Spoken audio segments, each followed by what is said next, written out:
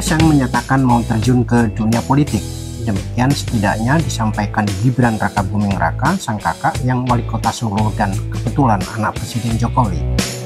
Maka ributlah dunia persilatan, dan bagusnya goreng-menggoreng di politik tidak membutuhkan minyak goreng non-kolesterol maupun yang jelantah.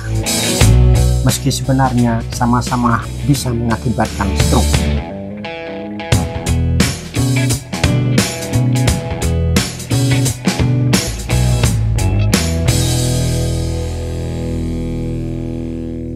Saudara-saudara sebangsa dan setanah air, sedunia dan seakhirat, secapres maupun tidak, jika beda jangan baper.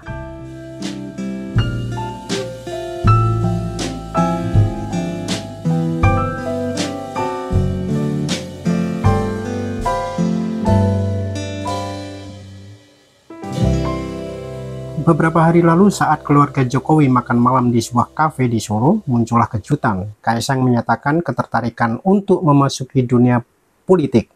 Konon Gibran kaget, sang ayah yang bernama Joko Widodo juga kaget. Meskipun yang bisa dipastikan yang paling kaget tentu para pembenci mereka.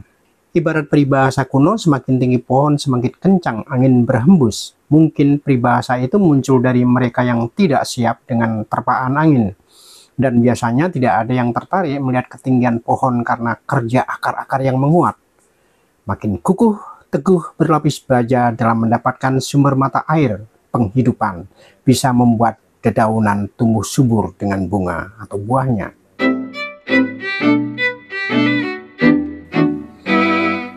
Apa yang dikatakan Kaisang Pangarep tidak salah, tidak melanggar hukum. Nilai kepantasannya bukan dinilai karena dia anak siapa, melainkan apakah ia mematuk dan memantaskan diri untuk itu, dengan pengetahuannya, dengan gagasannya, dan tentu dengan kerja-kerja yang sudah dilakukannya. Ini bukan zaman Orde Baru di mana pat gulipat, menggunting dalam lipatan, bersarung bersebadan. Sekarang ini di samping karena demikian bunyi UUD 45 dimungkinkan karena sistem kekuasaan yang tidak otoritarian. Pada zaman sekarang, apalagi di zaman digital ini, ibarat kembang gula di dalam toples kaca, tak ada yang bisa disembunyikan. Bagi generasi baru Indonesia, niatan tidak penting, artinya apapun yang diucapkan dalam niatan Kaisang misalnya, itu urusan Kaisang, urusan para kandidat atau siapapun yang ingin mendapatkan kepercayaan publik. Bagi publik yang paling penting ialah prosesnya bagaimana, apakah mengikuti aturan hukum serta ketentuan dan syarat berlaku, mematuhi aturan hukum atau perundangan tidak. Dari sana kemudian jika terpilih, kinerjanya bagaimana, apakah benar mampu memenuhi ekspektasi publik. Dan tentu hal itu berkait dengan hasilnya bagaimana. Hasil harus dilihat pada aspek kemanfaatan secara nyata bagi masyarakat. Yang waras mestinya melihat tiga hal itu, bukan malah dikit-dikit melihat ayahnya, ibunya, orang tuanya. Mengukurnya simpel saja, generasi baru zaman digital, ukurannya adalah digit, angka, bukan analogi atau asumsi, apalagi tudingan tanpa data.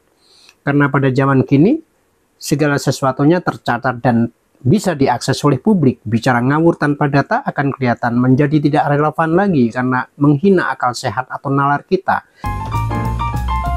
Misalnya mengatakan Jokowi Fir'aun, apa saja indikatornya, datanya bagaimana, faktanya apa? Harus dengan tolak ukur yang jelas. Kalau dikatakan pilpres sudah jelas siapa yang menang, itu sungguh absurd jika tak boleh dikatakan pernyataan bodoh atau menyesatkan. Karena hal itu menghina banyak lembaga negara dan stakeholder kepolitikan kita dari sejak partai politik, DPR, MPR, MK, KPU, para akademisi dan rakyat jelantah pemegang kedaulatan negeri ini.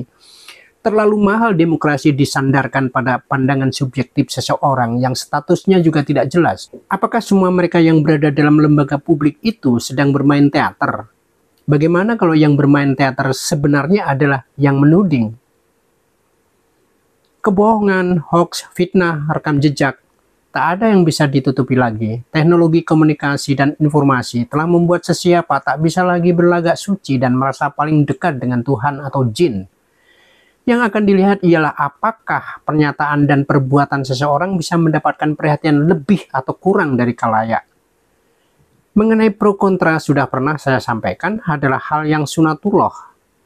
Tetapi dunia metaverse dengan hitungan algoritma pada akhirnya dan faktanya akan tetap mencerminkan nilai-nilai universe manusia. yang lebih mengutamakan nilai-nilai kemuliaan yang normatif. Yang normatif selalu lebih banyak, dan yang sebaliknya adalah minoritas belaka. Ini soal proses transformasi dari apa yang dimaksud kematangan literasi.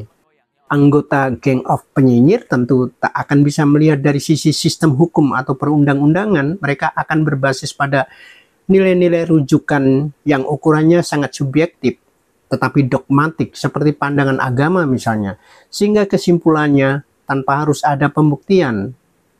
Karena yang meminta pembuktian akan ditudingnya tidak percaya Tuhan alias kafir. Celakanya, Kaisang adalah anak presiden, suka tidak suka.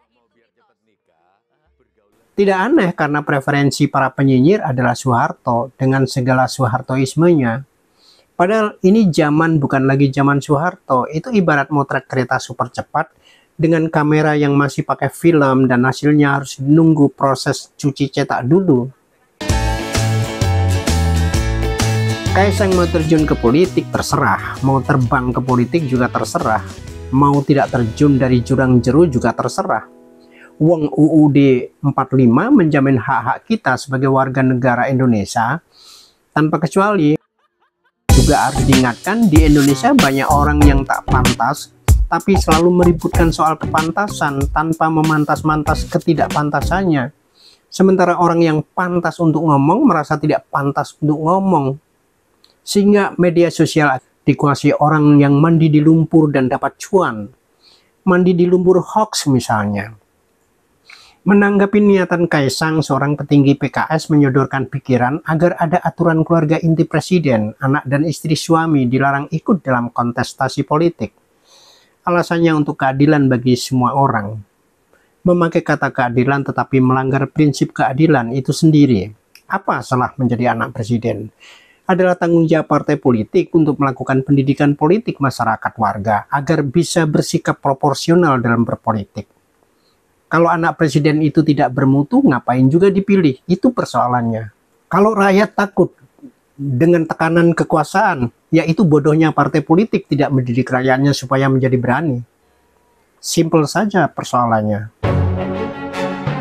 Pada dasar negara kita, pada pasal 28E tidak ada larangan bagi semua warga negara untuk memilih menjadi apa. Menjadi maling juga tidak dilarang karena toh nanti ada aturan hukum lainnya. Jika seseorang terbukti melakukan permalingan, seperti dulu Presiden PKS ada yang masuk penjara karena korupsi. Apakah ada korelasinya partai yang berideologi agama itu dengan kejujuran dan kejelasan? Ukurlah atau nilailah bagaimana seseorang bertindak dalam koridor tindakannya. Karena anak maling bisa jadi anak alim, sementara anak alim bisa jadi koruptor.